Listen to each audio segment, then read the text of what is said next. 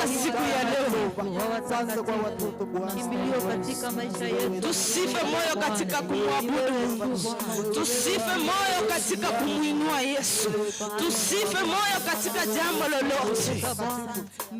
Japo ni mengi ambayo yanatuzunguka mabaya na mazuri, lakini tusife moyo katika Yesu. Tunakuinua Baba, tunakupigia leo. Imidiwe Jehova Jireh, imidiwe siku zote.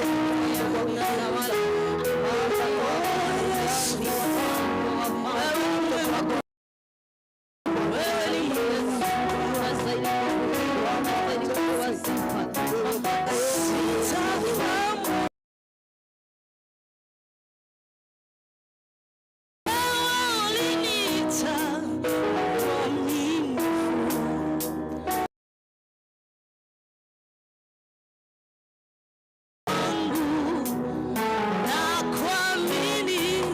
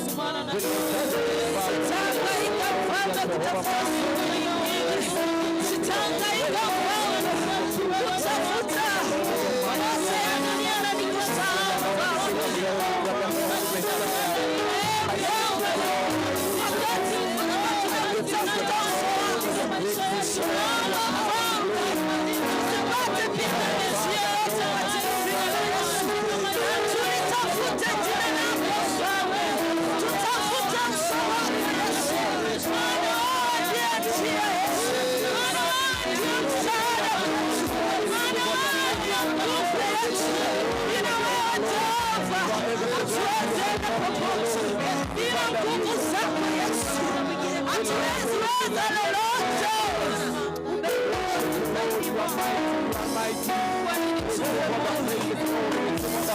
Kwa nini safari ya wokovu tunachia njiani? Na wakati wewe umetuandalia yaliyo mema, Mfalme.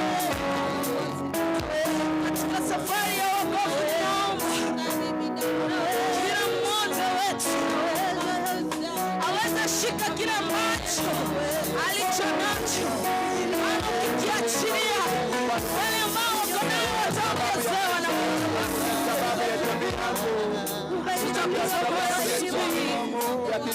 Bwana, tunalinua jina lako. Nguvu ambazo unapatia watumishi wako asubuhi hii, Bwana, tunaomba nasi utukumbuke Yesu. Ndio maana Yesu anasema moyo wangu usilie tena, moyo wangu usifadhaike.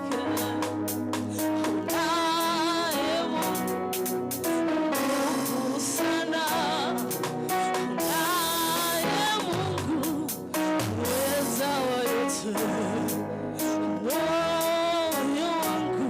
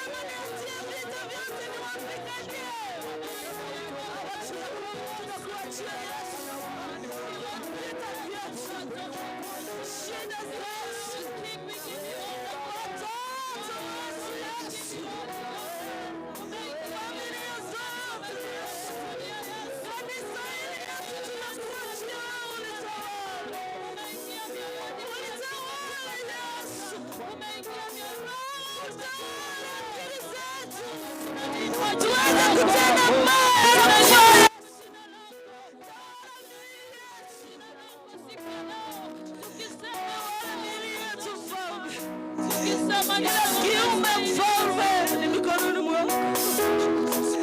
Ana bila sisi tu.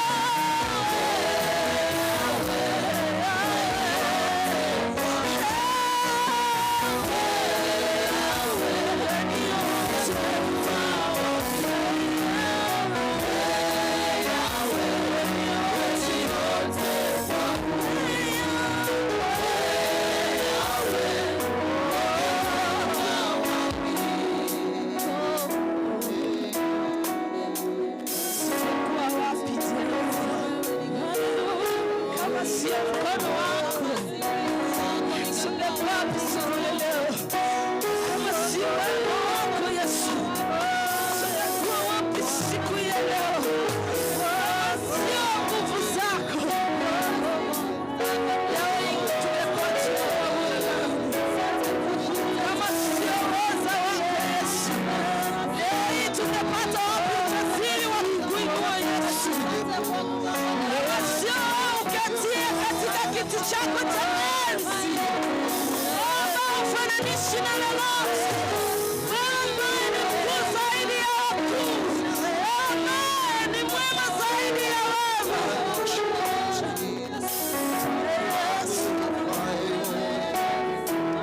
Sina wa kulinganishwa na wewe Mungu. Niache chini ya kushia Yesu. Niache na wazane wana wa Yesu. Niache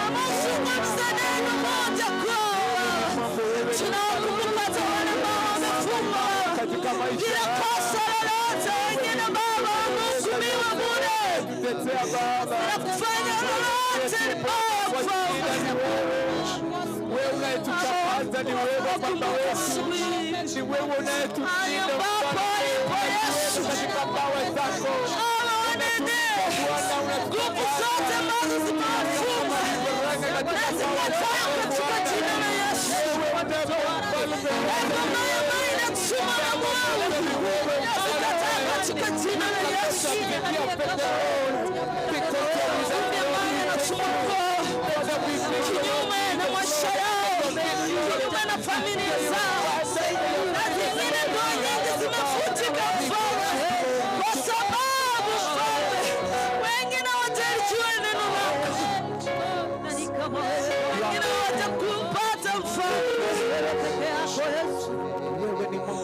wengine wamefarakana Mfalme, kwa sababu mwovu hataki kizuri kitoke kwao.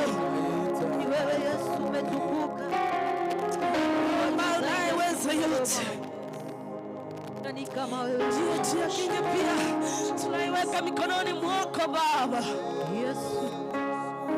Viongozi wote wape hekima, maana hekima inatoka kwako. Waweze kutuongoza salama Yesu. Wewe tu mtetezi wa ajabu. Mtetezi wetu Yesu, wapigania hata ambao hawajui kupigana Mfalme. Jifanya tunajua kupigana, kumbe hatujui Mfalme.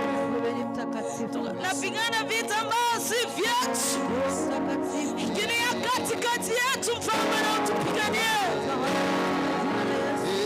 Tushindie Yesu, utushindie Mfalme wa amani. Unaweza Yesu, nani kama wewe Bwana?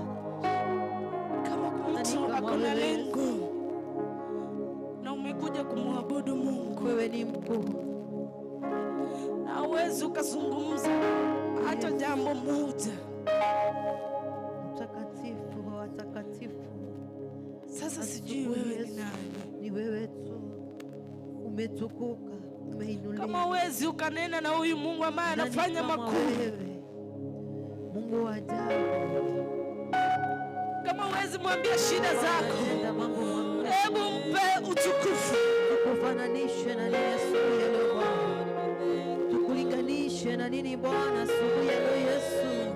Wewe ni mtakatifu, nani kama wewe?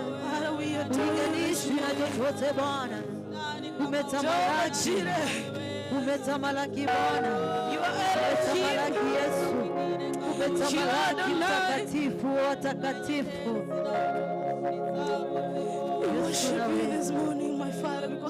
Tunakupenda Bwana, tunakupenda Yesu, tunakupenda mtakatifu. Given us favor, Lord, to worship you. Mungu wa ajabu. You've given us courage, oh Lord, to praise your name, to lift you high, oh Lord. Yesu ni wewe, ni wewe, Yesu ni wewe. Unaweza, hakuna mwingine kama wewe. Kwani ni jambo lipi hilo yeye asilo liweza?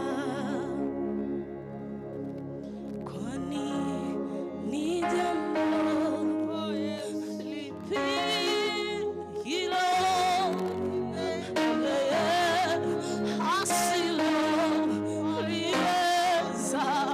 Kwani ni jambo gani hilo ambao Yesu anakushinda? Ni jambo anasema kwa binadamu haiwezekani, lakini kwako inawezekana.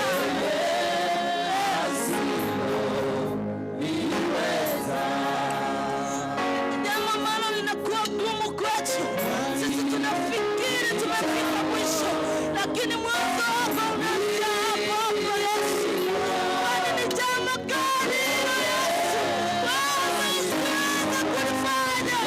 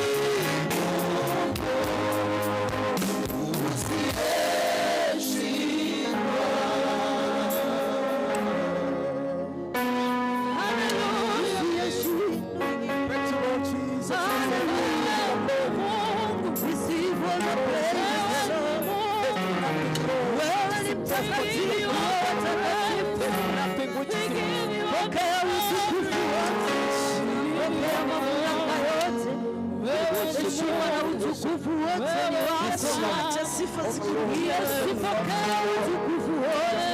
Acha sifa zikurudie wewe. Usiyeshindwa, pokea utukufu wote. Acha utukufu wote kurudie wewe. Yesu, inuliwe juu zaidi Bwana.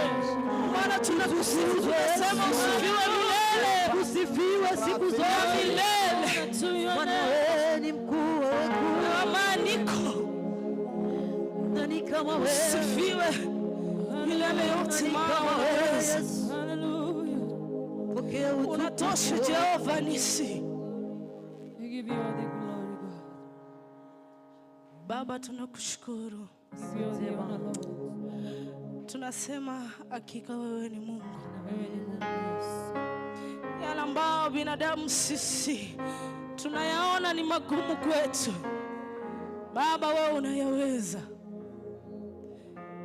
Yale sisi tunafikia mwisho tunasema huyu Mungu yuko wapi? Ndio mwanzo wako unaanzia hapo, Mfalme. Tunakuinua asubuhi hii na tunahimidi jina lako, maana usifiwe milele yote. Jina lako na lihimidiwe milele yote. Mfalme wa wafalme, wewe ambao uketie katika kiti chako cha enzi, utukufu na ukurudie, maana wewe ni Mungu mkuu. Baba, asante kwa neema yako, asante kwa kibali, asante kwa uhai, jinsi ambavyo tunaweza kukuabudu. Tunaomba Mfalme, kibali kitokacho kwako Mfalme, na sala zetu na maombi yetu yapokee Mfalme, na ni katika jina la Yesu tumeomba na kuamini. Amen. Amen. Tuwapige makofi mazuri, praise and worship. Asante sana.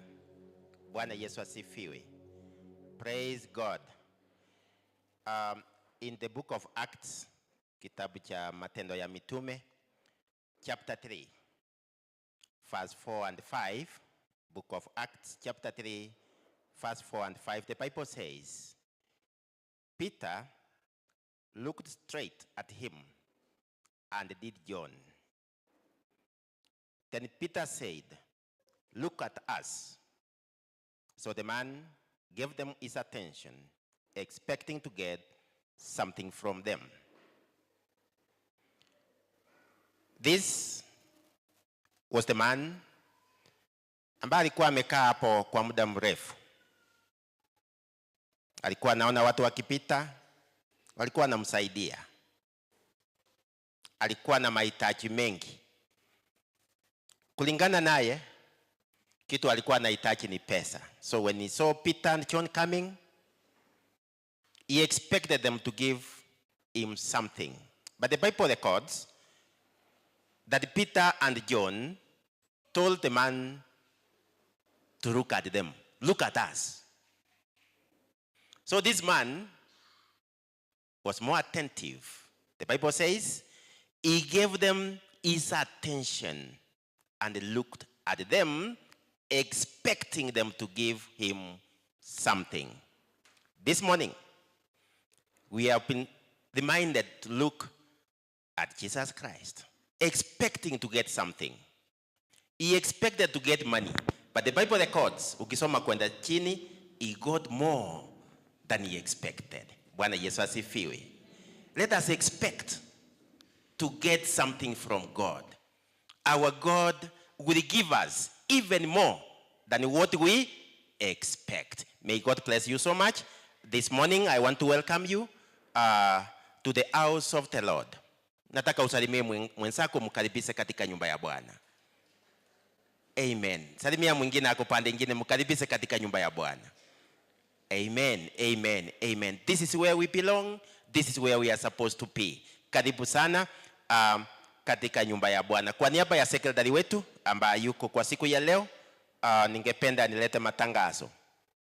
Tutakuwa na Koinonia Goshen edition kuanzia tarehe 17 mpaka tarehe 19 on Thursday, Friday and the Saturday of 17th, 18th and 19th of April this year. Kwa hivyo tuendelee kuombea mkutano wa Koinonia unatuhitaji sisi wote. Tuombee sana, and where we are supposed to support, kindly let us support.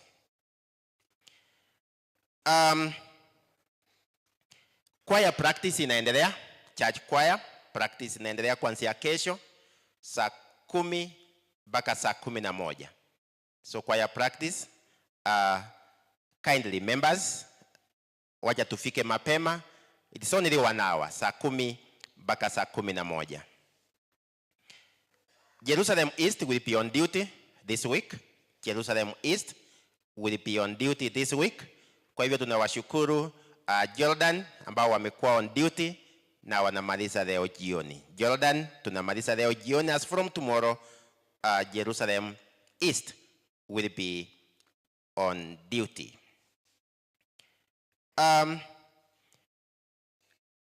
Church program tunaijua sisi wote, but we are making small changes in our church program. I want us to be very keen in the changes that we have in our program starting next Sunday.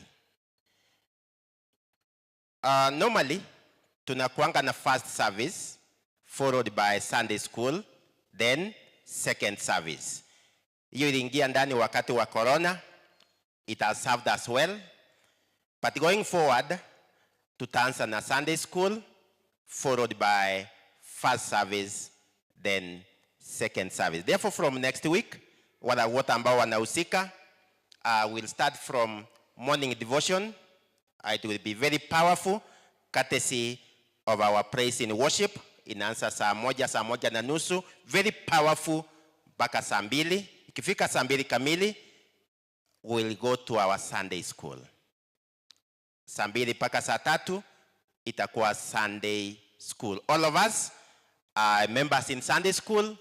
Watu wakubwa kwa wadogo, tutoke nyumbani mapema. Kazi zetu tunatoka mapema sana.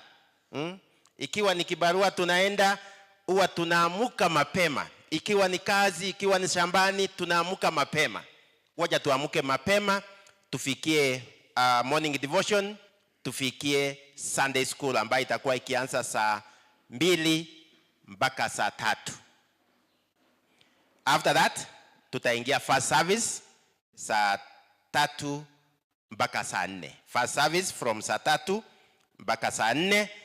Then thereafter tunaingia our main service ambayo itaanza saa 4, tukianzishwa na praise in worship na itakuwa ikienda mpaka saa 6:30. Our main service itaanza saa 4 mpaka saa 6:30. Thereafter in the afternoon we are programming tuone kama tutaanza kuwa na Bible study in the afternoon. So let us be positive, let us support the programs of the church. Na hizi sote zinatuhitaji sisi wote. Tutakuwa na choirs 3 leo. Tutaanza na kuna mtu mmoja anataka tuimbie Margaret. Utakuwa wa kwanza. Margaret, ukue tayari. We start from Margaret, then Jordan, tutamaliziwa na ladies. Ladies wakiongozwa na mama director ndio watatumalizia kwa leo. Kwa hivyo Margaret, karibu kwa wimbo mmoja. Where is Margaret? Karibu.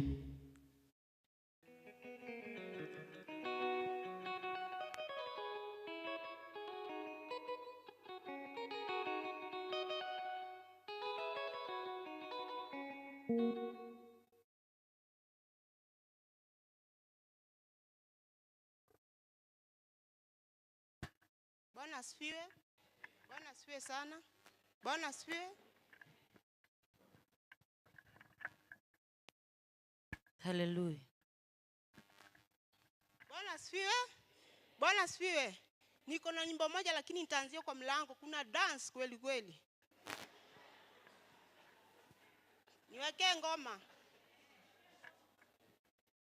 Nimeingia amani na upendo, nimeingia amani na upendo, nimeingia amani na upendo, ingia amani na nimeingia amani na upendo, nimeingia amani na upendo, nimeingia amani na upendo. wetu umeshindaje? Bishop wetu umeshindaje? Bishop wetu umeshindaje? Bishop wetu Oh, mimi Magreti nimeshinda vyema. Mimi Magreti nimeshinda vyema. Mimi Magreti nimeshinda. Oh, mimi Magreti nimeshinda. Oh, nimeingia amani na upendo. Nimeingia amani na. Oh, nimeingia amani na upendo. Oh, mapastors wetu mmeshindaje? Mapastors wetu mmeshinda. Mapastors wetu mmeshindaje? Oh, mimi Magreti nimeshinda vyema. Mimi Magreti nimeshinda vyema. Mimi Magreti nimeshinda vyema. Oh, nimeingia amani na upendo. Oh, nimeingia amani na upendo. Mapastors wetu mmeshindaje? Mapastors wetu mmeshinda. Mapastors wetu mmeshindaje? Oh, mimi Magreti nimeshinda vyema. Mimi Magreti nimeshinda. Oh, mimi Magreti nimeshinda vyema. Oh, nimeingia amani na upendo. Oh, nimeingia amani na upendo. Waimbaji wetu mmeshindaje? Waimbaji wetu mmeshindaje? Oh, mimi Magreti nimeshinda vyema. Mimi Magreti nimeshinda. Oh, mimi Magreti nimeshinda vyema. Oh, nimeingia amani na upendo. Oh, nimeingia amani na upendo. Wakristo wote mmeshindaje? Wakristo wote mmeshindaje? Oh, mimi Magreti nimeshinda vyema. Oh, mimi Magreti nimeshinda vyema. Oh, nimeingia amani na upendo. Oh, nimeingia amani na upendo. La la la la la la la la. La la la la la la la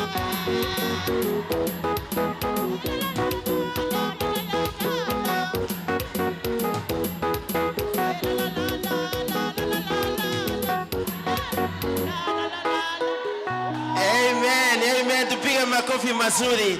Asante sana. Furaha katika nyumba ya Bwana. Bwana Yesu asifiwe. Amen, amen. Jordan Fellowship.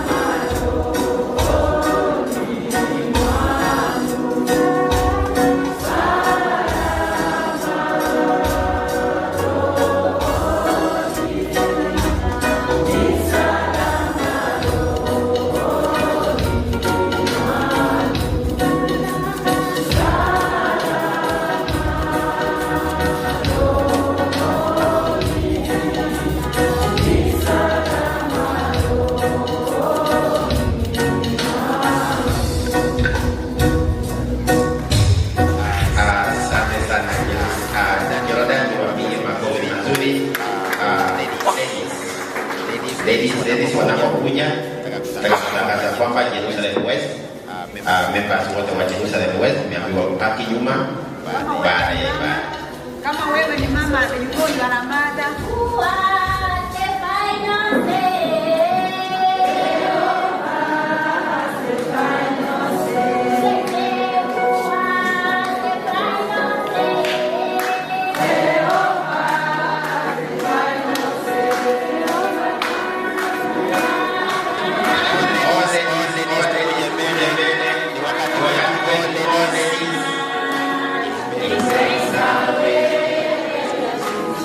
Amen.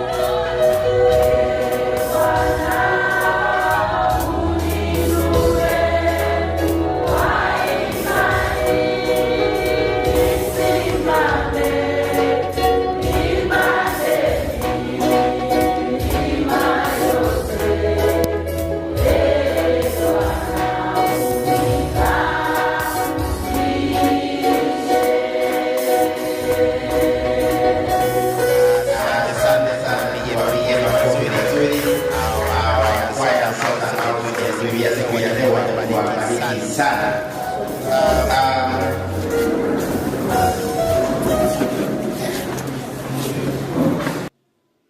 Sister Stella Maris Ochengo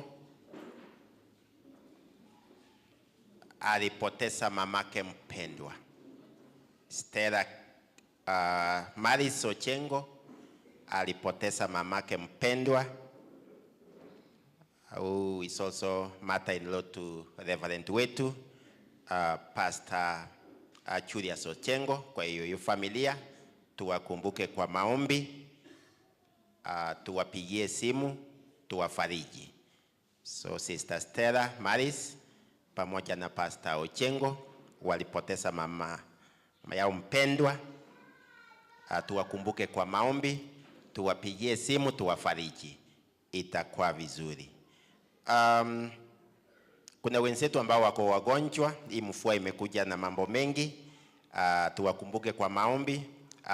Sister Pamela Thomas ni mgonjwa, tumkumbuke kwa maombi.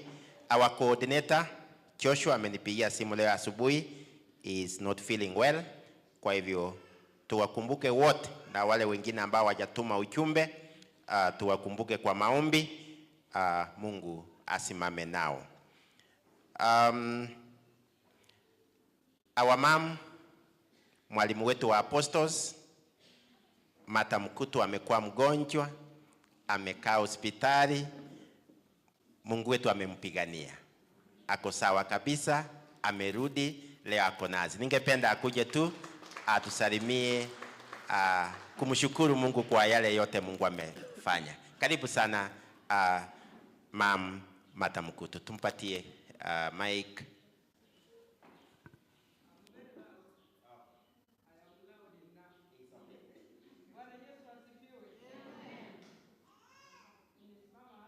Kumshukuru Mwenyezi Mungu kwa sababu yeye ni mponyaji.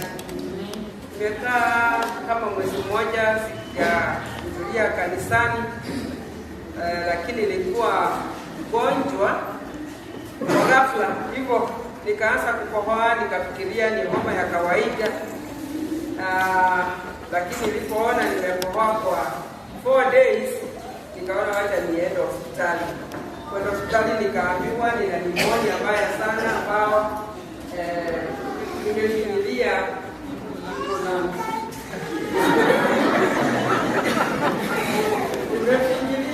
sasa ya kuwa ya kujui oxygen ya kutosha.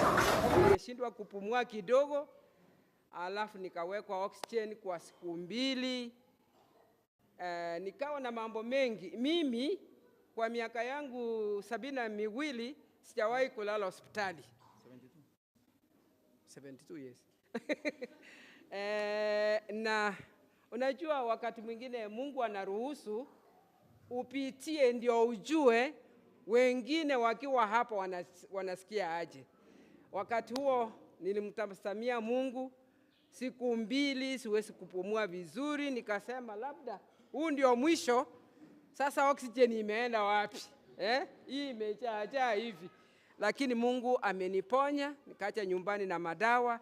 Sasa nafurahi tu kuwa kwa hii familia yangu. Aki utaniruhusu niimbe wimbo tu kadogo. Huu wimbo ni wa English, lakini unasema hivi: wakati mwingine umejaribu kuomba na unafikiri maombi yako hayaendi popote.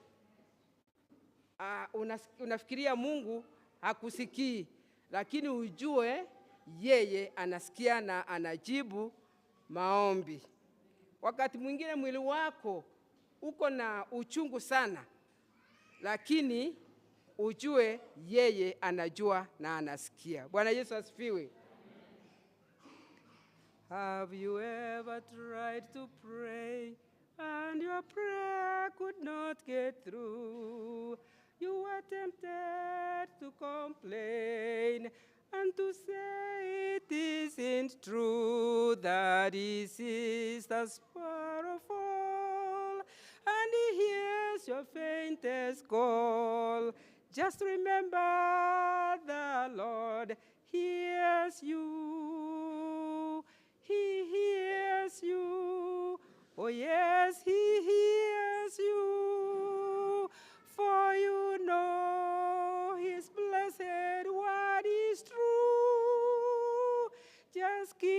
on praying and keep believing, and the Lord will answer you. When your body is filled with pain and the Lord seems far away, you can't believe His word, and you find it hard to pray, just remember He is there, and He hears your feeble prayer. Just remember the Lord hears you. He hears you.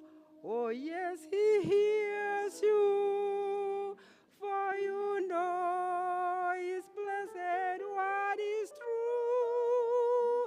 Just keep on praying and keep believing, and the Lord will answer you.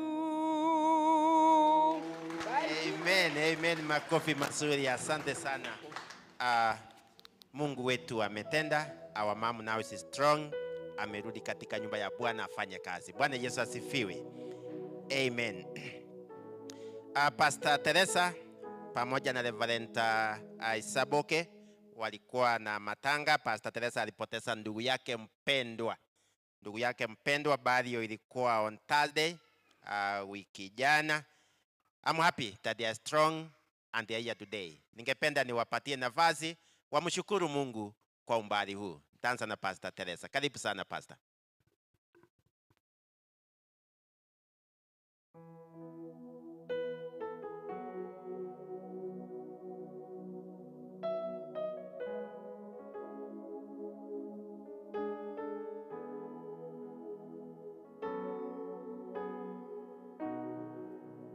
Bwana Yesu asifiwe. Bwana Yesu asifiwe.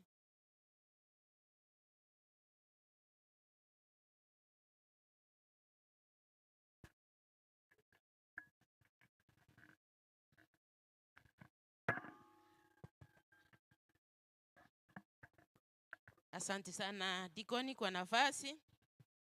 Ninataka niwashukuru nyote kanisa kwa sababu mmesimama na mimi wakati wa matanga. Mlikuwa mnatuombea, mkakuja kwetu kwa wingi. Mungu awabariki sana. Mmekuwa wa msaada sana kwangu. Wakati niliwaona nilifurahi sana. Mungu awabariki. Na wale ambao wametafuta nauli ya kukuja, Mungu awafungulie njia ili awaongezee. Nilikuwa naoma, lakini nikaona ni vizuri nikuje kwa nyumba ya Bwana ili tubarikiwe pamoja. Nimeshukuru sana. Mungu awabariki sana. Mungu abariki kwaya sana. Na kwa yote mliona, ni hivyo tu.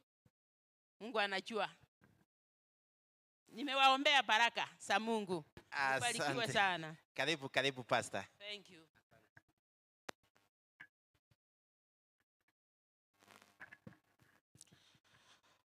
Manene Yesu abakwe. Pia moraso monene. Tigantebo motangani mbuya sengenjeri baga. Liga watonyoreire tukwanie kanisa.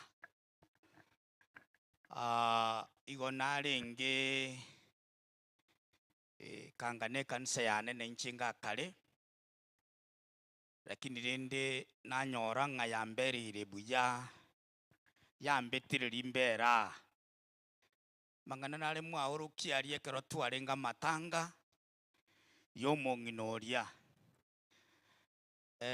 kanisa yetienya saba seseni nende abaseseni mono mwaba abo bokonyi asetole na mona somongina komusabira mongino na wateme chando gitekero ngina kwite ga kwirite koboko kwaye miaka merongo itali meke ange 37 years Bono gintungire kiamo soete gigo kiamo tengechi kiamo korabo bubweba. Lakini Yesu omukonyire gwike kigwangiki. Bwana Yesu asifiwe. Na indekera mwachaga aria mukamuikange igaba buya mono saiti. Korintinya saba sisenie na indaba konye. Nogusaba kwane omone nagendere kubarinda mono abarayi bali mura. Nindi nabona amotebi korunganga nonya korwari tere hoti niko enda kanisa yane. Inaende tinte getuje kuyukuruga na kanisa. Igonte getenko irenche gweka pake kanisa. Nkworo kie kanisa ngambu yore. Manere Yesu abakwe. Igona kiagera na chabaka. Nana chama ngana mange tienya saba sisinie. Amen. Asante sana. Karibu sana. Nimeambiwa kwamba Mzee Jackson Momanyi also lost a brother. Jackson Momanyi ni mzee wetu. Nimeambiwa kwamba alipoteza ndugu yake ambao kwake iko Igare Nyamache. Tuendelee kuombea hiyo familia wanapoendelea kupanga matanga ya huyo mzee ambaye ameaga dunia. Kwa hivyo tukumbuke hizo familia zetu sote ambao zimefiwa, tuwakumbuke kwa maombi. Wakati huu ningependa nitambue wageni wetu ambao wametutembelea, wamekuja kanisa la Bwana siku ya leo. Wewe ni mgeni hujai kuja Nyamataro, welcome so much to the Church of God. Welcome to this fellowship. This is where you belong. Wageni wetu mahali popote mlipo, ningependa msimame msalimie kanisa. Wageni wetu tusimame. Amen. Amen. Amen. Wageni wetu ambao wako hapa chini, tupigie wageni wetu makofi vizuri. Naona kuna mgeni. Usikae, mgeni wetu usikae, tusimame vizuri. Asante, tusimame. Kuna wale wa huko juu. Asante, wapige makofi mazuri. Na ikiwa umekaa karibu na mgeni, na wewe simama mkaribize vizuri, mkumbatie, mwambie karibu asante. Huko nyuma sijaona mtu anakaribisha mgeni vizuri. Asante. Okay. Wageni wetu, baada ya ibada msikuwe na haraka ya kutoka. Tukutane karibu na hapo kwa mlango kwa hiyo meza, tutajuana vizuri. Mtajua programu yetu ya kanisa na Mungu atatubariki wote pamoja. Kwa niaba ya wageni wote, ningependa nilete Joseph Koringo. It's been away for some time. Leo ako katikati yetu. Kuja usalimie kwa niaba ya wageni wetu wote. Karibu sana.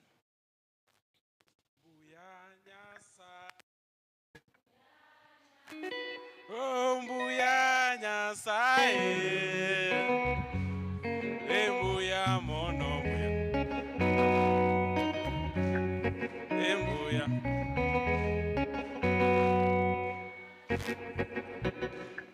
Bwana Yesu asifiwe. Abakuwa nilimbiye mora somo nene. Nimefurahi sana kufika kanisa letu la Nyamataro kwa siku ya leo. I've been away for a while, but nataka ku make one promise. Nitakuwa nakuja hapa once a month. Tumetoka mbali na tunaenda mbali. Na hili ni kanisa letu. Unajua kuna wale watu ambao hatujasahau kanisa letu la nyumbani. Mimi personally this is my home church. So wacha Mungu atubariki sana. Kuna mipango ingine inaendelea chini ya maji. Itajitokeza. Mungu awabariki. Tusimame wote anapoendelea na huo wimbo. Tukitoa sadaka, tusimame. Mbuya Nyasaye. Tutoe sadaka zetu na fungu. Mbuya mono, mbuya mono. Mbuya mono, mbuya mono. Asante Yesu. Asante Yesu. Asante sana Bwana Yesu. Asante sana Bwana Yesu. Kongo Jehova. Kongo Jehova. Kongo Jehova. Kongo Jehova.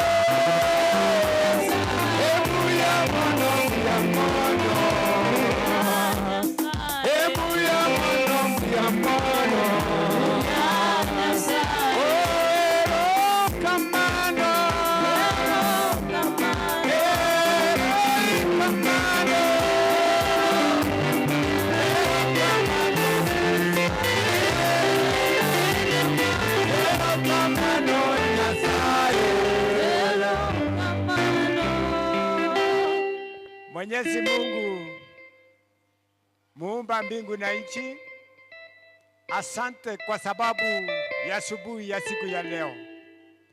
Asante kwa sababu ya watu wako wakubwa na wadogo, miguu yao imetembea kwa madhabahu haya na mikono yao imeingisha kwa mifuko yao, imekutolea sadaka na dhabihu na fungo.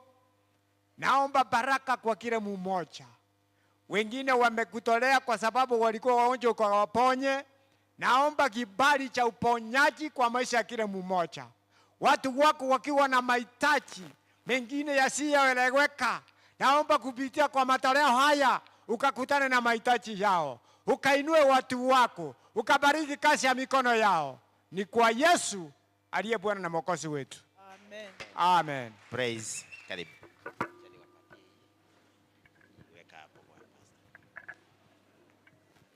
Yes, hallelujah. Bwana asifiwe. Amen. Kama unampenda Yesu sema amen. Amen. Utasema amen ukikaa. Amen. Susimame kidogo. Amen.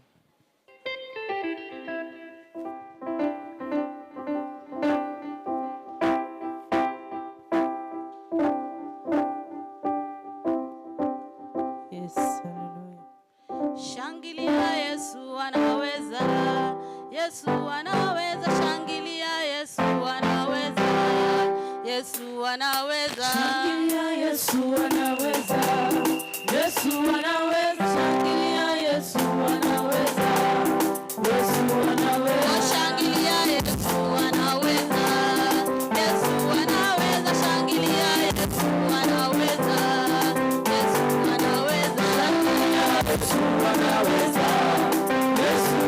anaweza. Shangilia Yesu anaweza. Yesu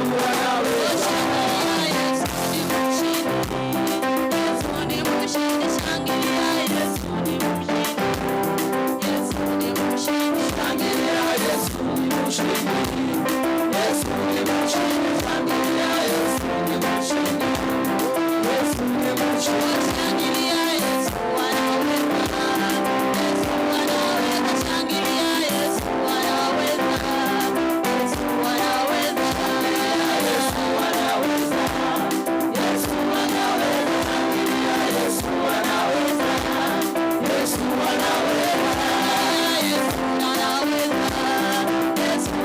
Yesu anaweza.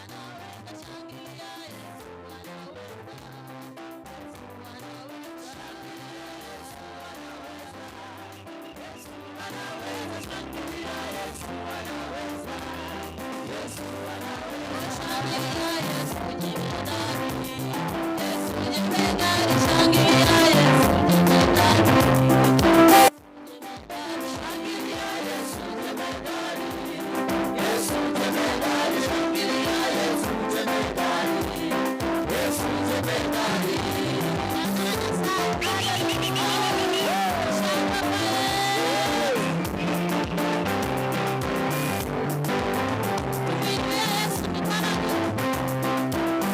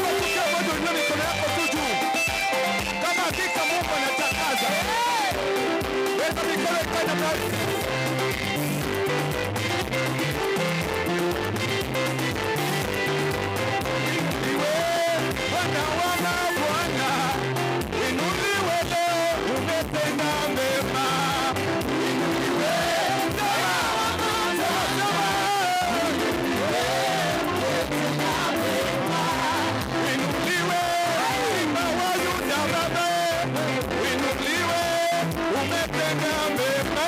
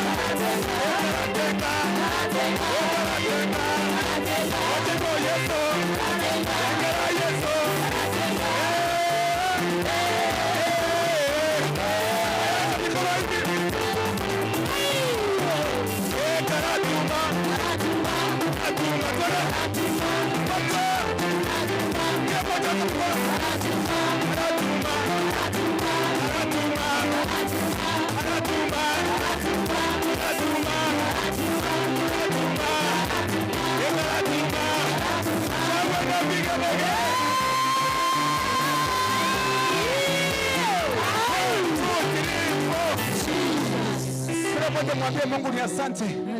Wewe ni Mungu unayestahili sifa na utukufu. Ni asante kwa kila neno, kwa kila jambo. Kama si wewe mfalme. Wewe ni mtakatifu. Onye tari mabera. Yesu.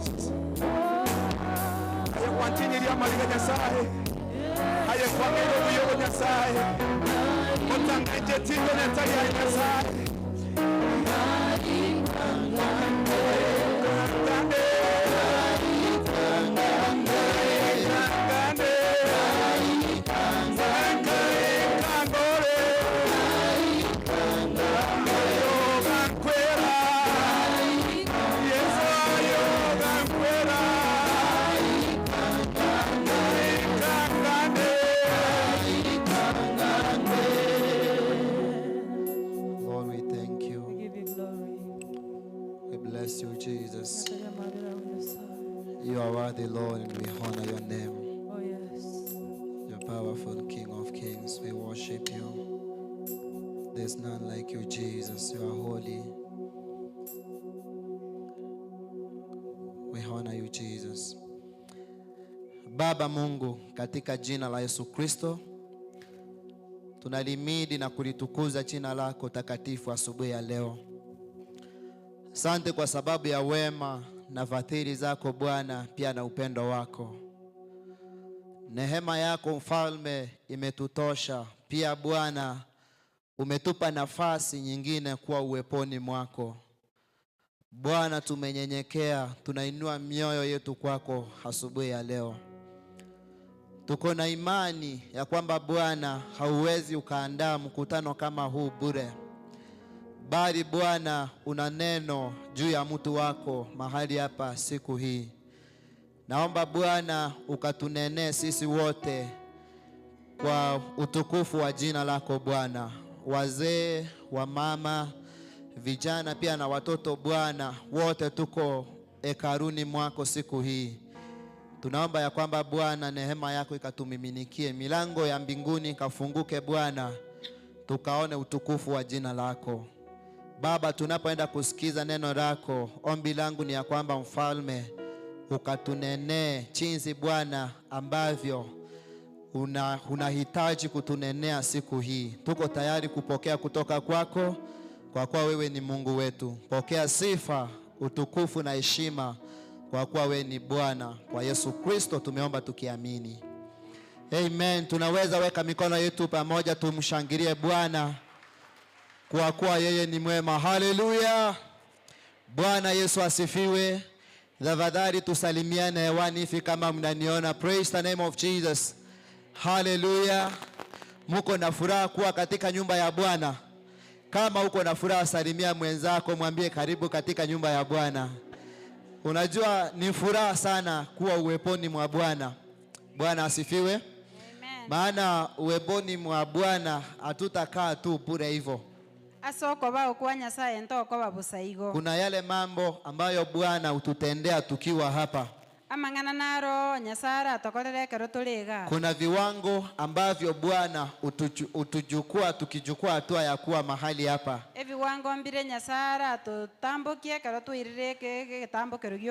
And that's why David speaks in the book of Psalms. Anasema ya kwamba ni vizuri kuwa uweponi mwa Bwana hata siku moja. Ni vizuri kuwa katika nyumba ya Bwana hata angalau tu siku moja. Si hasara. Bwana Yesu asifiwe. Amen. Maana anasema ya kwamba kuwa katika nyumba ya Bwana siku moja ni zaidi ya siku 1000 kwingine. Daudi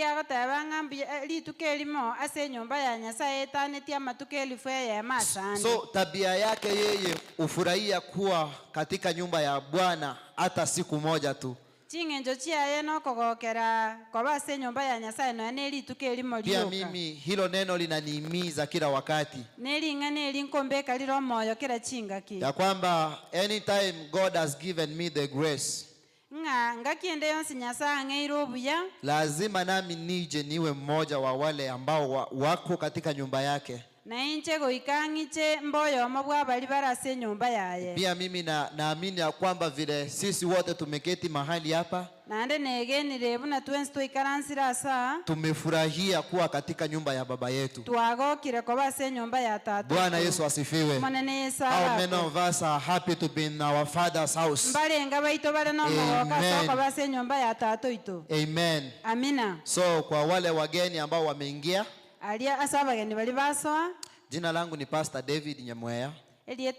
Pastor David Nyamweya. One of the pastors of this house.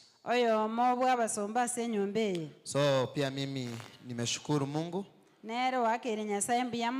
kwa sababu ya wema na fadhili zake. Kuna mtu mwingine anasema ya kwamba kila wakati unapoamka,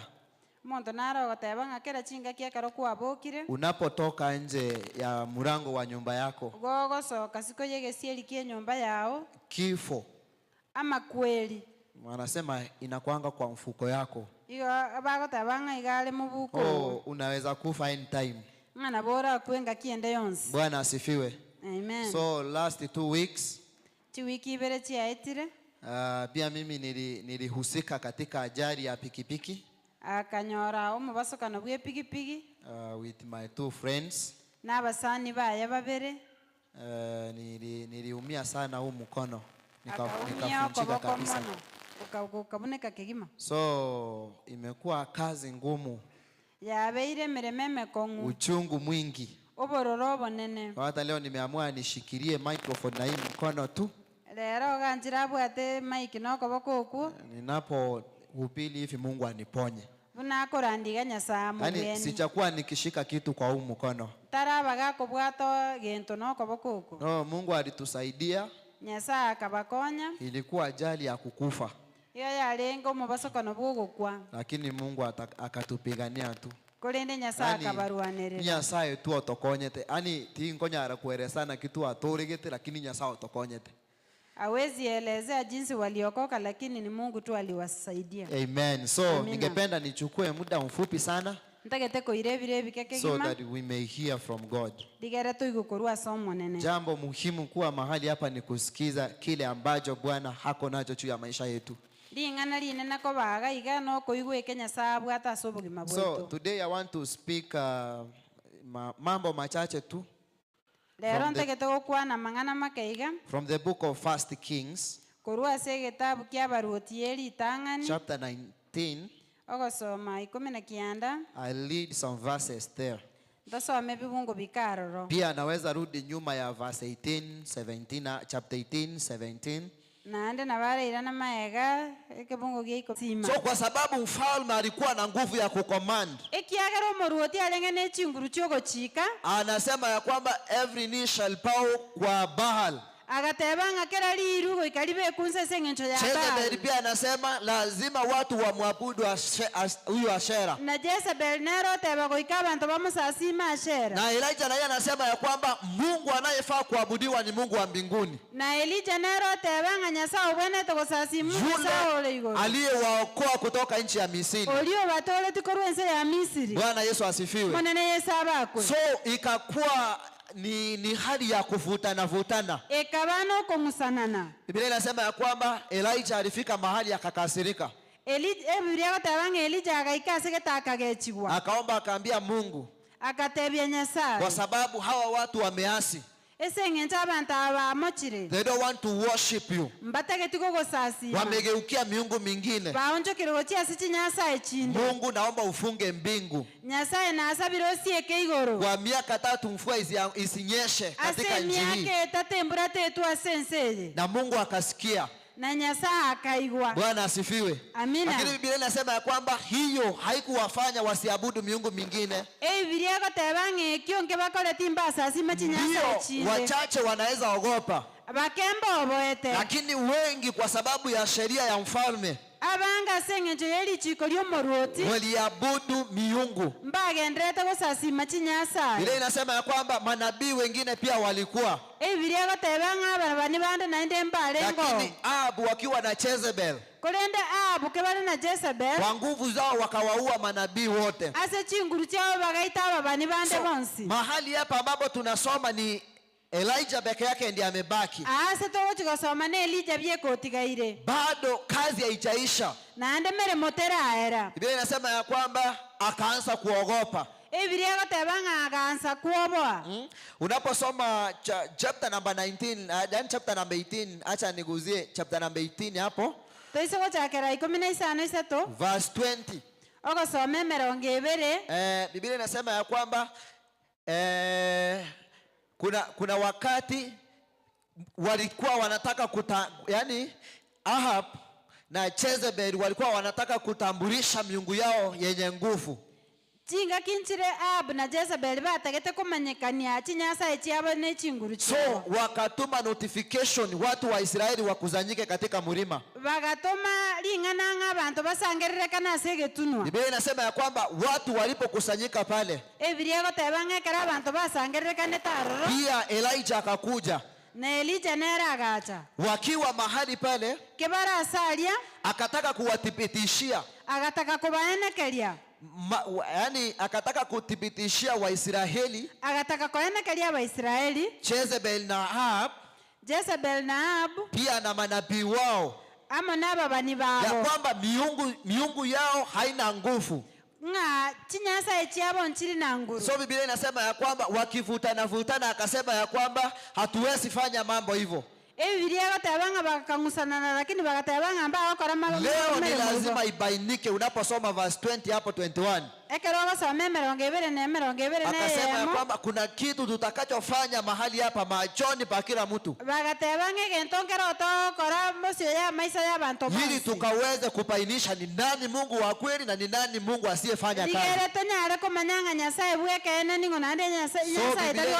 Biblia inasema ya kwamba Elijah akawaamuru vile watakavyofanya. Wafanye madhabahu, waweke na dhabihu, waite Mungu, kila watu Baali na miungu zao waite, wasiwasha moto kwa kiberiti. Bwana asifiwe.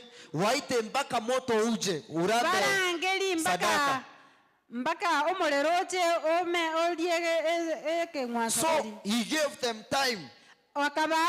Biblia inasema ya kwamba walikuwa ni manabii 400. Na Elijah ako peke yake. So they prayed. Wakaomba sana. Lakini hakukutokea moto. Dhabihu yao ilipaki mahali pale. So Biblia inasema ya kwamba Elijah naye ukafika wakati wake wa kuomba. Akamuita Mungu wa mbinguni. The Bible says moto ukashuka, ukachoma ile dhabihu yake. So hakuachia hapo, kwa sababu Mungu wake amejibu. Biblia sasa inasema ya kwamba akakamata wale manabii 400, akawachinja kwa uswadi, akawakata wote. So I want to read chapter number 19. The Bible says in verse 1, Ahab told Jezebel all that Elijah had done, and how he had slain all the prophets with the sword. Then Jezebel sent a messenger to Elijah, saying, so may the gods do to me and more also, if I do not make your life as the life of one of them by this time tomorrow. Verse 3. Then he was afraid, and he rose and went for his life, and came to Beersheba, which belongs to Judah, and left his servants there. Verse 4. But he himself went a day's journey into the wilderness, and came and sat down under a broom tree. And he asked that he might die, saying, it is enough now, O Lord. Take away my life, for I am not better than my fathers. Verse number 5. And he lay down and slept under a broom tree.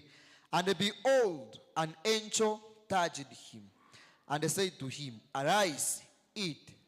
Verse number 6. And the Bible says, and behold, the Bible says in verse 6, and he looked, and behold, there was at his hand a cake pegged on hot stones, and a jar of water. And he ate and drank a jar of water. And he ate and drank and lay down again. Verse number 7, the Bible says, and the angel of the Lord came again a second time, and they touched him, and they said, arise and eat, else the journey will be too great for you. And he rose and he ate and he drank, and he went in the straight and he went in the strength of that food for 40 days and 40 nights to Horeb, the mountain of God. Bwana asifiwe. Amen. Amen. Na hayo ndio maandiko ambayo Biblia imezungumzia. Abaruoti yeritang'ani 19 nchakire yemo. Ahabu agatebia Yezebeli amang'ana onsi Elija akorete. Yes. Buna aitete ababani bonsi nomoro. Elio Yezebeli agatuma omonto ase Elija akamotebia. Tiga chinyasaye chinge egesusure ekenene na goetani ekio onye ankio ase engaki engabuneye tingokora obogima bwao bobe buna obwoyomo bwabwo gwaitete. Elija akoboa akaimoka agatama ase ogotoria obogima bwaye. Agaika Beerseba ase ense ya Yuda agatiga omosomboye aroro. Naere omonyene akagenda ase eroro orogendo rw'erituko erimo. Agaikaransa ense y'omote okorokwa omoretemu agasabera ng'a akwe akabora bono monene aya aisanire ira obogima bwane ekiagera inche tindi omuya kobwa chisokoro chiane. Ase obotuko obwo Elija akarara inse ase omotoria omoretemu na aroro omomaraika agacha akamokuna akamotebia bokorie. Ere akarigereria akarora ang'ena ase omotuoye omogati ogekeire igoro ase omorero bw'amakara na amache ara ase egetono. Akaria na akanywa elio akarara. Naende omomaraika bw'omonene agacha eria kabere akamokuna akamotebia imoka orie ekiagera orogendo n'orotambe okogenda. Elio Elija akaboka akaria akanywa na ase chinguru chiendagera eyio akayegendera ase engaki y'amatuko 40 omobaso na obotuko agaika Oreb egetunwa kia Nyasaye. Baba, katika jina la Yesu Kristo, Tata ase erieta ria Yesu Kristo, tunakushukuru kwa neno lako Bwana. twagwakire mbuyamana ase encho ering'ana riao. Hili neno ni mkate wa uzima. Ring'ana eri n'omogati bw'obogima. Tunaomba Bwana ukatuzungumzie Twasabire Nyasaye otukuanere katika jina la Yesu Kristo. ase erieta ria Yesu Kristo. Amen. Amina. Bwana asifiwe. Monene Yesu abakwe. So vile tumesoma haya maneno, Buna twasomera amang'ana aya. the Bible says that now Elijah amemalizana na manabii wa Baal. Ebibiria egoteba Elija bono okoranire n'ababani ba Baal. Wote amewamaliza. Bonsi obakorire. So Biblia inazungumzia verse number 19. Ebibiria egokwanira 19. Jezebel akipata taarifa Yezebeli akanyora amang'ana vile ambavyo Elijah mtumishi wa Mungu amefanyia manabii wake. Buna Elija omosombo Nyasaye akoleira ababani baye. She was a very strong woman. Igarengo omosubati bw'echinguru. Alikuwa mama, alikuwa anajua kupanga mikakati. N'omong'ina orenge koroberia amang'ana. If you remember, alikuwa ameorganize vile wamenyang'anya Naboth shamba. Onya koinyorete na roberete buna baurete na koti omugondo. She was a very strong woman. Igarengo omosubati bw'echinguru. So analetewa habari kutoka mahali Elijah walikuwa na manabii wake. Akaleterwa amang'ana korwa ase Elija arenge n'ababani baye. Ahabu anamwambia ya kwamba manabii wote wameuawa. Ahabu akamotebia ng'a ababani bonsi baitiru. Na mtu mmoja ambaye anaitwa Elijah. N'omonto oyomo okorokwa Elija. So Biblia inasema ya kwamba alipopokea zile habari, Ebibiria egotebekera anyorete amang'ana aya. hakusipokea kwa furaha. Tayanyorete ase omogoko. Biblia inasema ya kwamba akahuzunika yeye mwenyewe. Ebibiria egoteba ng'a akabeera omonyene. Akaita mtu wa kumtuma, the messenger, akarangeria omonto oyo agotoma, so that ajukurie Elijah habari, digere airere Elija amang'ana, amwambie ya kwamba umefaulu kuwaua manabii wangu. Akamotebi ng'a ekwanyarire goita ababani bane. Manabii wote wa Baali umekuwa na nguvu ya kuwaua. Ababani bonsi ba Baali kwabere n'echinguru ky'okubaita. So inasema ya baita. kwamba akahapa akasema ya kwamba Ebibiria egoteba ng'a agatiana agateba. Yani akasema ya kwamba miungu Chinyasaye iniue. chingite kama sitakufanyia vile ambavyo umewafanyia manabii wangu, onye tingo okorera buna gwakoreire ababani bane kesho wakati kama huu. mambia chinga kibudechi. So alikuwa ni mama wa vitisho, iga arengo mongino okorwe vitisho, alikuwa anaogopewa. iga oboire. Lakini ninachotaka kukizungumzia leo, ekintagete gokwanera lero, sitaki nizungumzie hasira na nguvu za Ahabu na bibi yake gokwanera chinguru nobororo bwa Ahabu na Jezebel. Hila nataka nizungumzie anapokujiwa mara ya pili mtumishi wa Mungu. igontagete gokwanera igoro y'omusombo Nyasaye. I want to speak shortly about the second touch. ntagete gokwana akeiga igoro y'ogokunwa lya kabere. Bwana Yesu asifiwe. Amina. Biblia imesema ya kwamba mtumishi wa Mungu Elijah alipopokea habari kutoka kwa Jezebel, Ebiria goteba omusombo Nyasaye Elijah karanyoreta amang'ana korwa ase Jezebel, aliogopa sana, igoboete mono, akaona ni heli asingoche ghadhabu, agateba mbuya tayaganya endamo, akaona si vema akae hapo angoje akarora tari buya abereri aganya Jezebel yake. So akajukuana na wanafunzi wake wakahama, akaimoka ama na aboroki baya agatama. So Biblia inasema ya kwamba wakafika mahali akawacha yeye. Ebiria goteba ng'a bagaika segeta akabatigera akagenda mutwe. So alipofika mbele mahali alipata pa kupumzika, ekera igete mutu asanyoreta agotimokera. Biblia inasema ya kwamba alikuwa na neno moja kwa Mungu, aga Biblia goteba ng'a narenge nelinga nelimasa, kwa sababu alikuwa ameogopa sana anaweza uawa. Ese ng'encho aboete mono ng'a nabaraitwe.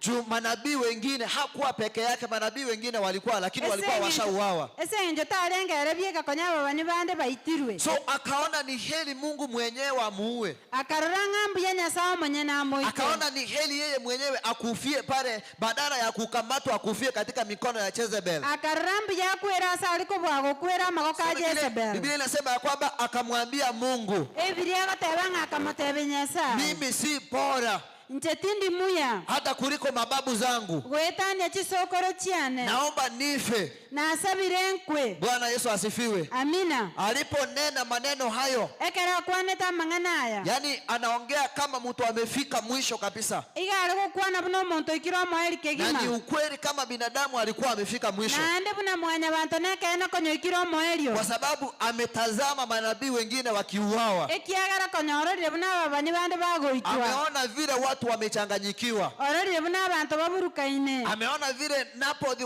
wanapiwa mawe, wananyang'anywa mashamba, ororire konyo buna Nabothi agoitwa urwo mugondo. Anasema si heri nipokee ule uchungu, agateba mbuya tinyoro bororobwo, Mungu nataka nikufie hapa. Nyasaye gontagete nkwera. Bwana Yesu asifiwe. Amina.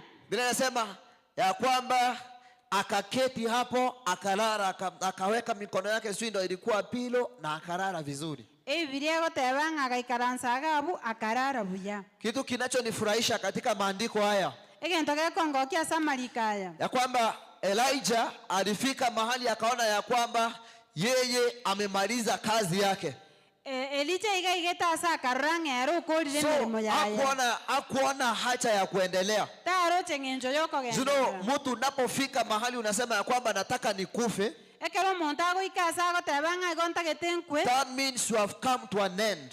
mineti ng'a gwaikira omoerio, hauna tumaini, tobwati goseme, hauoni njia, torochinchera. So unasema tu heri tu niende, ogoteba ng'ambi yanku, unasema tu heri kufa kuliko kuendelea kuishi nikiteseka. ogoteba ng'ambi yanku kobwa kogenderera kinchandegete. But the Bible says Biblia goteba that God alikuwa amepanga kazi ingine mbele, ng'a Nyasaye naroberetie emeremende motwe. So Mungu hakujibu ombi la nabii Elijah, Nyasaye tairanireti gosaba kw'omubani Elijah, kwa kuwa wakati wote tunajua ya kwamba sisi ni kazi ya mikono ya Mungu, chinga kichionsi ntomaete ng'a intwe n'emirimo y'amaboko ya Nyasaye. Na anasema katika neno lake ya kwamba yeye alitujua kutoka hata kabla ya misingi ya dunia. naende gaokwana saling'ana liaye ng'ere natomanyete konyo oboroso bwense botaracha. So alikuwa amepangia Elijah kazi ya kufanya. Igo narobereretie Elijah mereme ayare ngochokora. So Elijah yeye anaweza ona ya kwamba amefika, amemaliza kazi yenye Mungu alimuitia. Elijah nabare gochokora ng'oikire omoeri bw'emereme eri Nyasaye yange. Haikuwa imetosha. Tiye isaine. Biblia inasema ya kwamba akiwa amelala pale akijiraumu, Biblia gotebanga kara ire garia. Biblia inasema kwamba Mungu akamtuma malaika. Nyasaye akamutuma umumalaika. Akamguza mara ya kwanza. Akamukuna litangani. Akamwambia ya kwamba amuka ule. Akamatabivokolie. Kwa kuwa una safari hapa mbele. Ekiagara rugendo n'obwato ga mutu. Biblia inasema ya kwamba aliamuka akakula. Biblia goteba akaboka tena akuendelea na safari. Na ndatagenderete na rugendo. Akaamua kulala tena. Na anda akarara. Kwa sababu alikuwa amefika mwisho. He was so much desperate. Ekiagara konyoikira omoerio. Alikuwa ni mtu ambaye amekata tamaa kabisa. Konyo n'omuntu okura moyo. So Biblia inasema ya kwamba Mungu mara ya pili akamtumia malaika. Biblia gotebanga nande Nyasaye akamutumira omumalaika tena akamwamusha. Nande akamutura. Akamwambia Elijah amuka. Akamutebivoka. Kula kwa kuwa safari iliyo mbele yako ni mrefu. Kalie ekiagera esabe rugendo ruri mutura ono rutanga. Biblia imesema ya kwamba kwa mara ya pili akala. Biblia gotebeli akabera akadia. Akanywa maji. Akanywa mache. Na hiyo chakula yenye alikula nendagere aliete plus the water na mache was able to sustain him for 40 days and 40 nights. Vikamubeka agatara asa matuke 40 botuko na mugaso. Bwana Yesu asifiwe. Manene Yesu. So unaweza kubaliana na mimi ya kwamba the message of the angel of God was true. Nabo wanchira na manenche ngari ngana lyo mo malaika Nyasaye goli alenge kene. That the journey which was ahead of him ilikuwa mrefu. Ngoro gendo rualenge mutu yaye go rualenge orotanda. So alipokula mara ya pili Biblia inasema hakuendelea kukaa mahali pale. Biblia gotebeka aliete elia kabereta gendere alichukua hatua akasonga mbele. Iga irete getambo keragaenda mutwe. Akaendelea kwenda. Akagenderera mutwe. Akaendelea kwenda. Akagenderera mutwe. Inasema mpaka akafika Horeb. Mpaka agaikase getunu kya Horeb. Mahali tena Mungu alimzungumzia. Ase naende Nyasaye mukwanere. Kutoka hapo ukiendelea kusoma kwenda chini ndo tena walienda kuunganika na Elisha. Korwa bwagenda gosoma gochinse. Ndo tena walienda wakaunganika na Elisha. No, wakaungana na Elisha. Wakabwatana naende na Elijah. Kwa kazi kubwa ambayo iliyokuwa mbele yake. Asemere meme nene yarenge mutu yaye. Bwana Yesu asifiwe. Amina. Ni lipi nililokuwa niongee siku hii? Inki narenge nkwana litukoli lero. Ya kwamba sisi wote vile ambavyo tumeketi mahali hapa. Inga intutwensi buna toikaransta sa. Sisi ni kazi ya mikono ya Mungu. Intune mbagasi ya magoka Nyasaye. Bwana Yesu asifiwe. Amina. The way you are. Jinsi ambavyo unavyoonekana. Wewe ni kazi ya mikono ya Mungu. Amekuita Bwana kwa sababu ya makusudi yake mwenyewe. So as you are seated here, Mungu ako na makusudi na maisha yako. Kila wakati anakuepusha na yale mambo ambayo yanaweza yakakuzuia. Ni wengi ambao wameketi mahali hapa, unaweza sema ya kwamba usiku nimepitia hali ngumu, hata mwili ulikuwa unauma, lakini niko hapa. Kuna mambo ambayo Mungu tupangia hata wakati ambapo hatujui. Kuna mambo ya asili ambayo Mungu tupangia beyond where we can see, beyond where we can imagine. Mungu upanga saidi yetu. As for Elijah aliona ni mwisho. But as for God anataka kumutia nguvu. So that's why anakomandi ndega anamuletea chakula. Always when we come to an end, kuna njia ambayo Mungu utafuta so that he can strengthen us. Kuna njia ambayo Mungu utafuta ili akaweza kutupa comfort so that tusije tukakufa moyo, tufikie ahadi zetu zile ambazo ametuandalia. Bwana Yesu asifiwe. Watu wanaweza kuinuka kama Jezebel. Ahabu wanaweza simamisha miungu yao, lakini haiwezi kuzuilia Mungu kutenda yale ambayo ni makusudi yake. Biblia inasema ya kwamba Elijah yeye alijua Mungu aliyeokoa wana wa Israeli. Ebiria gatebanga Elijah na maete Nyasaye oyo oboreti abana ba Israeli. Hata kama wao wamesahau safari yote wamepitia changwani. Nonya baro bebete nga kiyonsi beterete eroro. Yeye alitiria maanani. Erena abwatete mono. Akajua ya kwamba hawa watu ni wa Mungu. Agatebanga abantu abana ba Nyasaye. Sitaki nione wakipotoshwa. Tinta etikorera bago siriwa. Nataka wajue Mungu wa kweli na Mungu asiye wa kweli. Ndio maana Mungu anampea hekima ya kutengeneza madhabahu na kutoa dhabihu. Bwana Yesu asifiwe. Mimi ningependa niongee na mtu mahali hapa leo ya kwamba kuna neema ya kuendelea mbele. Kuna kibali tena cha kuendelea mbele. Zaidi ya mahali ambapo tumefika. Still we can go forward. Haijalishi vile ambavyo tumekufa moyo. God can strengthen us again. Bwana anaweza fanya njia tena mahali ambapo hakuna njia. Bwana asifiwe. Amina. Kinachofaa tutilie maanani ni tumujue yule aliyetuokoa. Tujue gharama aliyotulipia. Leo tunaweza kuwa tunamwabudu Bwana lakini hatujajua gharama yenye alitulipia. Bwana Yesu asifiwe. Amina. Jana vijana waliniuliza swali lingine hapa. It was a very serious discussion. Waliniuliza kwamba mbona Biblia inasema ya kwamba Bwana anatafuta waabuduo halisi.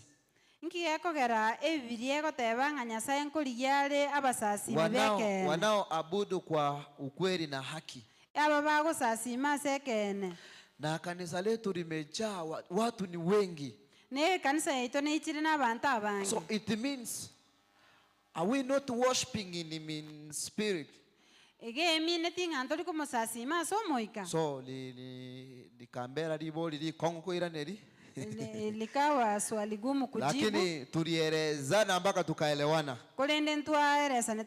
Bwana Yesu asifiwe. Amina. You know, kitakacho tufanya tuchanganyikiwe, tumsahau Mungu yule ambaye anapaswa kuabudiwa. Ni kusahau ni kusahau ile gharama na commitment that Jesus Christ alifanya so that tuokolewe.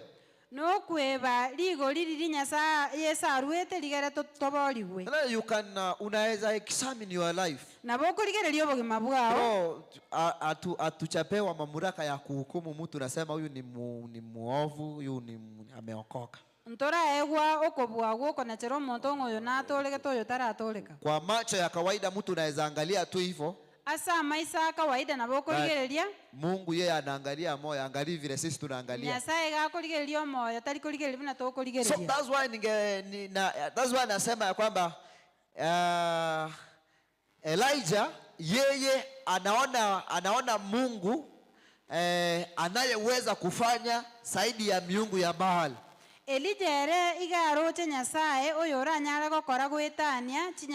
Hata anapobaki ni yeye nabii peke yake ambaye amebaki.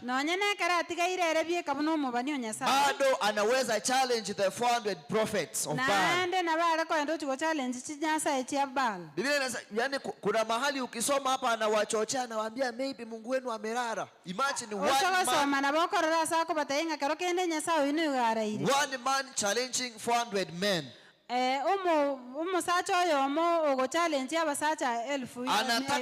Anataka wathibitishe kwa Mungu wao na nguvu.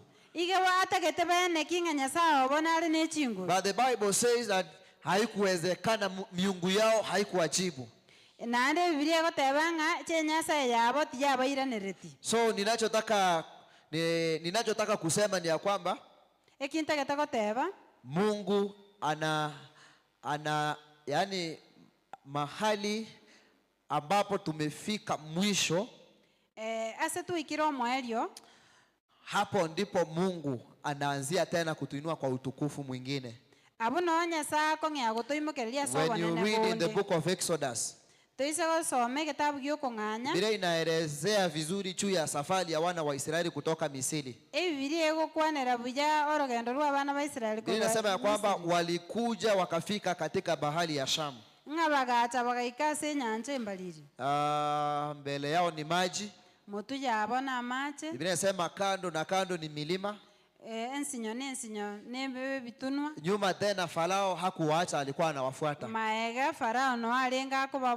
Biblia inasema ya kwamba walipomulilia Mungu tena, he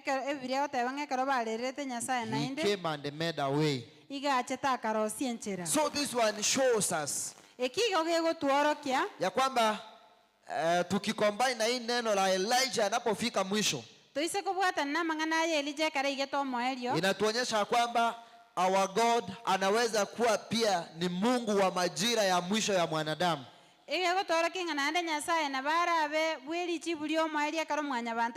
Bwana Yesu asifiwe. Yaani Mungu anaweza kuwa ndiye tena nguvu yako ya kuendelea wakati umefika mwisho. I like to talk to somebody mahali hapa ambaye kwa hali moja ama nyingine umejaribu sana na maisha, umeng'ang'ana sana na maisha, umejaribu kujitetea kwa nguvu zako, imeshindikana. Yaani umeng'ang'ana mpaka umefika mwisho. Unapotazama hata uoni njia. Hata tukikucomfort you can't be comforted. Bwana Yesu asifiwe. Ujitie nguvu katika neno hili ya kwamba Mungu anamtuma malaika kwa mara ya pili ili amuamushe mtumishi wake ale, kwa sababu safari ni ndefu. Biblia inasema katika kitabu cha Mathayo, there in the book of Matthew chapter 11 verse 28, there is a call there that God is calling us. Anasema ya kwamba njooni kwangu nyinyi nyote mliolemewa na mizigo mizito, nami nitawapa pumziko.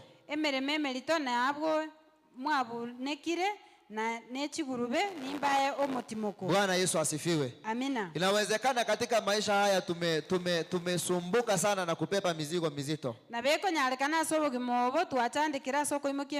Inawezekana hata tumepotea, tunaabudu miungu ambayo hata itusaidii. Kwa kutojua, inawezekana tumeinamia hata miungu ya Baal. Lakini anatuita Bwana mara nyingine. Anasema ya kwamba njooni kwangu nyinyi ambao mumelemewa na mizigo mizito. Na anaahidi ya kwamba mimi mwenyewe nitawapa pumziko. So I want to encourage you as I finish ya kwamba sisi ni wana wa Mungu. Bwana Yesu asifiwe. Hakika tumeitwa kwa makusudi yake. And that is why we are here. Ila tunapitia hali mingi yanaweza yakatuchosha. Wakati mwingine unaweza kuwa umeketi hapa lakini umeomba siku moja ya kwamba Mungu, ningependa hata nife because of your sufferings. Wakati mwingine unaweza kata tamaa kabisa kwa sababu hauoni njia. Wakati mwingine unajirahumu kabisa. Unapotazama hata familia yako, the way things are working, unasema kwamba hata unaweza hama uache watoto. Umefikia mahali mpaka unasema hata hii ndoa nataka niachane nayo. Gwateba ng'anta gete gutigana na There is always a second chance. libaga lya kabere ndiro. Bwana Yesu asifiwe. Manene Yesu abakwe. Tujitie nguvu katika neno la Bwana. Twebeka moyo ase ling'ana lya Biblia Nyasaye. inasema ya kwamba neno la Bwana ndilo mkate wa uzima. Ebiria goteba ng'a ling'ana lya Nyasaye Na nalyo hili mugati neno gw'obogima. ndilo litakalo tufanya tuendelee mbele. Ne ling'ana eri nari riragere togenderere motwe. Bwana Yesu asifiwe. Manene Yesu abakwe. So study the word of God. Igo soma ling'ana lya Soma Nyasaye. kabisa neno hili. Soma ling'ana lya Nyasaye. Jua ni yapi ambayo Mungu ako nayo juu ya maisha yako. Manya nara lya Nyasaye abwata ase obogima bwawe. Unapofika mwisho, Ekero gwaikire omoyo eryo. wacha kuomba maombi ya kufa. Tagosaba amasabo y'ogokwa. Ona ndio michandano hiyo. Ndio. Hata hivyo si shida ziko. Juzi hivi nilikuwa naangalia kwa TV. Bwango igana aligeretia seti. Our local TV stations. TV cheto chianka. Walimu waro ucheko chimarani mataiga. Wale muliona marani. Wazazi waliamua wakaaja watoto 6. Abaibuli bakana cheki na kutika abana 6. Kwa sababu ya shida. Ase ngencho yemechando. Baba akatoka. Tato mwa akaenda. Mama akabaki akaona hii ni kazi ngumu. Umongena nera akatika rakarega siana nko. Sijui kama alipepa nguo zake. Nera timaitiko senechi anga chia imogeti. So wakaacha watoto 6 nyuma. Bakatika abana batano limwe. Very young kids. Abana abake. Abana abasini niko aliko baligereria karobare kwa chibua mabera busa. Watoto wachanga sana. Bwana asifiwe. Shida inaweza kuja. Emechando na bego. Lakini isiwe sababu. Tebe sengencho. Ya kutenga familia yako unaenda tu. Yogwe hata na korua se familia yao. Bwana Yesu asifiwe. Amina. Shida inapokuja acha ikutie nguvu. Emechande kerego chatige kobeke. Shida inapokuja wacha ikuinue katika imani. Emechande kerego chatige kuimukia so kwegena. Mungu akupe neema ya kuona mbele zaidi ya mahali yako. Nyasako buya bwokora motugweta ni mechande. Katika jina la Yesu Kristo. Aserieta lya Yesu. Kwa hivyo ningependa kuomba ya kwamba Mungu awatie nguvu. Na asabirenga Nyasaba beke chini. Mahali ambapo tumefika mwisho. Ase tuikiro moelio. Wakati tumekata tamaa kabisa. Ekero tuakuro moyo kegima. Mungu ache na atutie nguvu. Nyasache na anda atobeko moyo. Wakati tumeona ya kwamba hatuwezi endelea. Ekero tuararenga ntoko gendere. Mungu atuongeze, yani atutie nguvu, roho akainuke ndani tukaweze kuona kuendelea. Nyasa atobeke chinguru So mukigoro tobe atanyara ko ende. Tukaweze kutimiza yale ambayo Mungu anakuitia. Digere toikerani ali Nyasa aturangereje. So Elisha alipouzwa mara ya pili. Ekere Elijah kunetuli Elia kabere. Biblia inasema ya kwamba alichoambiwa na malaika alitilia maanani. Ekiatebeti kuno malaika na akebegete mwiso. Akakula na ile chakula ikampea nguvu. Akaragera na ande ndagererie kama chingu. Pia nami naomba ya kwamba neno hili likakutie nguvu. Na nche na asabirenga lingane lilikobeke chinguru. Uliyekuwa umekata tamaa. Oyo konya gwakura moyo. Uliyekuwa umefika mwisho. Oyo konya gwaikira moelio. Ujue ya kwamba inawezekana tena. Omanyenga konya alekanere na Bwana asifiwe. Inawezekana tena. Tunaweza kaa tunaishi katikati ya watu ambao hata hawatuombei mazuri. Tuko katikati ya watu wengi. Elijah alikuwa katikati ya Jezebel. Elijah igarenga katikati ya Jezebel ambao ni watu hatari zaidi. Na bubarenga abantu ababe mono. Lakini Mungu anamsaidia hata anafanya miujiza katikati yao. Kamokonya na ndoko akakole bikone katikati yao. Bwana Yesu asifiwe. Manene Yesu abakwe. Hata katikati ya shida. Nonya katikati ya mechando. Bwana anaweza kukufanya ukafanya jambo. Nyasaye na bago okore gento. Hata katikati ya machozi. Nonya katikati ya maliga. Bwana anaweza akakufuta machozi tena akakupea neema ya kufanya hapo sio mwisho. Bwana asifiwe. Amina. Amen. Amina. Ningependa tuinuke kwa miguu yetu. Na asabire tote nasa magoro ito. Ili tumwambie Bwana atupe nguvu tena ya kuendelea. Tigera tote inya sato echiguru chioko gendera. Kila wakati tunaposikia neno lake litutie nguvu. Kera chinga kia karotoko kulingana lia litobeke chinguru. Neno lake ni mkate ulio hai. Lingana lia no mugati olo. Mkate wa uzima. Omugati bwobogima. Linatutia nguvu hata wakati tumekosa tumaini. Igoligo toa kosemeli na ene karoto tabwati okosemeli. Amen. Amina. Amen. Amina. Tusimame tu wote. Tiga tote nene twensi. Amen. Jehovah is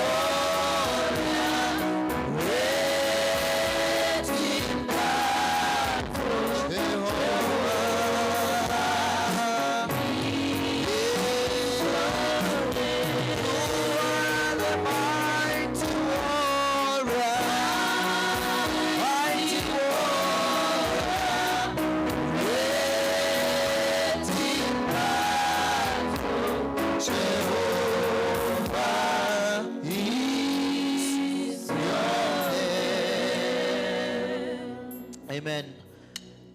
Kabla niombe, ningependa kwa dakika moja tu nyuma ntara sabanta kitase deke ya mayoka ujukue tu 1 minute. wire deke ya mayoka Najua ya kwamba kuna jambo linakusumbua moyoni. lingana ndilo sandeta somoyo Nilikuwa najifunza jana, tuerokerera tigoro mtu mmoja akaniambia ya kwamba si lazima jambo mbaya likusumbue kwa moyo. umuntu oyo magante ngata lazima egente kebege gochanda somoyo. Hata unaweza kuwa uko na jambo nzuri nande nabora atwara no negente kia lakini linakusumbua tu kwa moyo, igego chandeta somoyo linakufanya tu unaona ya kwamba hautaendelea.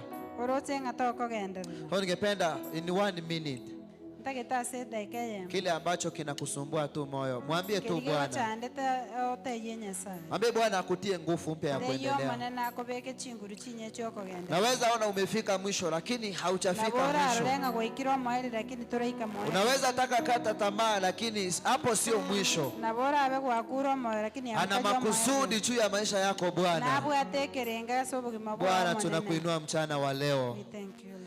Asante kwa sababu ya neema yako Mungu. Asante kwa sababu ya kibali na uweza wako Jehova. Tuko mahali hapa uweponi mwako mchana huu Jehova. Wewe unajua mioyo yetu Bwana. Mambo ni mengi yanayotusumbua Bwana. Wakati mwingine tumeomba hata Bwana mambo mabaya tufanyikie ili tukaweze kusahau hayo mabaya Bwana. Tumesoma ya kwamba mtumishi wako alipoona ya kwamba amefika mwisho, aliomba akasema ya kwamba Mungu, ni bora mimi nife ili nisiendelee kuona haya ambayo yanaendelea. Pia nasi Bwana, kwa neno moja ama lingine, tunaweza ona ya kwamba tumefika mwisho tu. Tunaweza hata tukakata tamaa.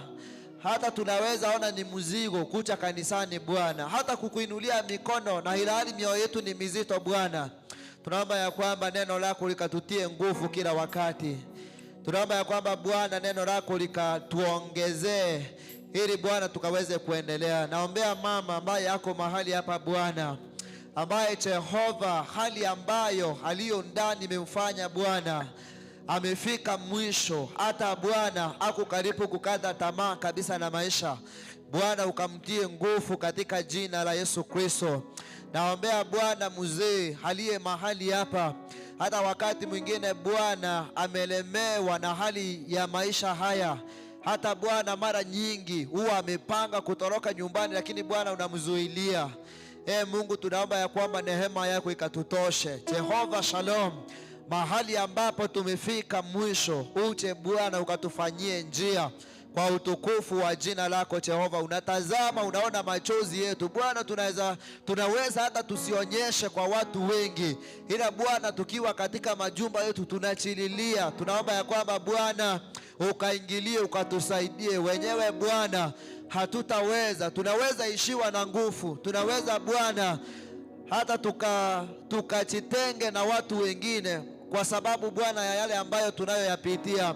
Naomba Bwana ukatutie tumaini, ukatengeneze mambo mahali Bwana mambo yameharibika katika jina la Yesu Kristo. Wanao Bwana wako mahali hapa wamekuwa wakikuomba kwa jambo moja ama lingine, haitakuwa vile Bwana ambavyo wamekuwa wakiomba. Wengi Bwana hata wako mahali hapa, lakini wanashuku kama itakuwa vile ambavyo wamekuwa wakiomba. Bwana, wakapate miujiza yao katika jina la Yesu Kristo. Jina lako Bwana litukuzwe, kwa kuwa wewe ni Mungu usiyeshindwa. Tunakuhimidi Bwana. Amen. Bwana akawatendee jinsi ambavyo mioyo yenu inahitaji katika jina la Yesu Kristo. Tuamini, tuombe. Baba Mungu, katika jina la Yesu Kristo, wewe ni Alfa tena Omega Bwana. Neno lako lasema ya kwamba wewe mwanzo tena mwisho. Asante kwa sababu Bwana neno hili limetutia tumaini ya kwamba Bwana wewe unakuwa na nafasi ya pili ya kugusa mtu Bwana. Ni wewe umekuwa ukitushughulikia. Wewe ndo umetupepa umbali huu Bwana, hata mahali hapa ambapo tumefika Mfalme. Imekuwa tu ni wewe pamoja na sisi Bwana. Hata kama Bwana tumepitia mengi katika maisha haya, bado wewe ndo unaweza endelea pamoja nasi Bwana. Vile ulivyomtumia malaika mtumishi wako Elijah Bwana, ukamtumia na chakula ambacho Bwana kilimpa nguvu ya kuendelea kwa siku zingine 40. Bwana, nasi tuomba ya kwamba ukatukumbuke yale mambo ambayo Bwana ametufanya imani yetu imepungua, hatuna hata moyo wa kukutumikia Bwana. Tuomba ya kwamba ukatutumie suluhisho hili Bwana, tukaweze kukutegemea tena. Bariki wazee, bariki wamama, bariki vijana pia na watoto Bwana, pia na watumishi wako Bwana. Neno hili likatutie nguvu ya kwamba wewe ulivyomjia Elijah pia unaweza kutukujia Bwana. Mahali pale ambapo tuko chini unaweza tena kutuinua. Jina lako limidiwe na liabudiwe milele yote, kwa kuwa wewe ni Bwana. Kwa Yesu Kristo tumeomba na kuamini. Amen, amen, amen. Amina. Bwana wabariki sana. Bwana watie nguvu mpya. Bwana waguse tena. Neema yake iwatoshe. Karibu sana Deacon.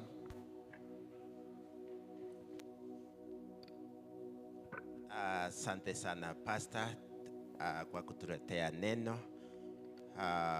Bwana Yesu asifiwe. Nafikiria sote tumebarikiwa pamoja. Mungu wetu ako pamoja nasi, hata tuacha. Wakati umeona umefika mwisho, hapo ndio Mungu wetu wako atatupeleka katika kiwango kingine. Tunaenda kumalizia hapo, but before tumalize, tangazo moja kwamba apostles tutakuwa na mkutano wetu. Ndio utakuwa mkutano wa kwanza mwaka huu Jumamosi ijayo. On Saturday itakuwa tarehe 5. All apostles kuanzia saa 3 asubuhi tutakuwa na fellowship ya apostles wote. Kwa hivyo nyote mmekaribishwa. Ninapomwalika Reverend Saboke akuja atumalizie, aombee wenzetu ambao ni wagonjwa, aombee wenzetu ambao wamefiwa na wenzao, na mwisho atumalizie kwa maombi. Karibu sana. Tusimame wote tunapopata maombi ya mwisho. Karibu.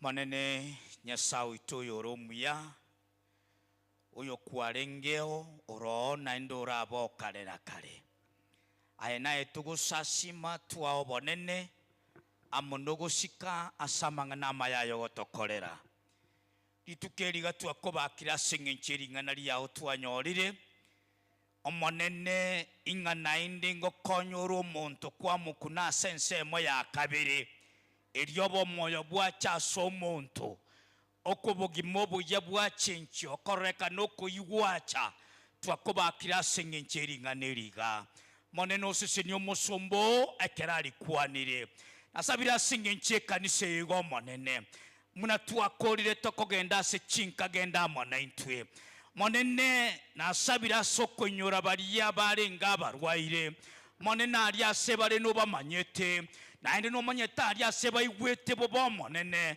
gotwa sabira serie dari yao Yesu asogo sibemere moyebire chabya marwaire bisaliwe asengencho bonene bwao erinda abana bawo banyoro bosibore bakyase nyumba yawo bagosasime aye shetani twakwangire n'emirimo yawo twayangire twakikire ogosesenia korekana sabana bao asemebere yabo Nyasaye asorogendo rwabo Nyasaye gendamo nabarabwo basesenie nendo bakunase kerenchera kwancha kwokuya gokoreke bono arya sebare beigwe barebuya kerabe nenyagitari kerabe nandonsyo monene bari batorwa obagweni nende babebuya nabande baigweti bo bebarima obuya bwabo barekane gatoko genda monentwe nemiroberi yonse ase wikera abo bamonentwe ase Kristo Yesu oyero motore tomuya.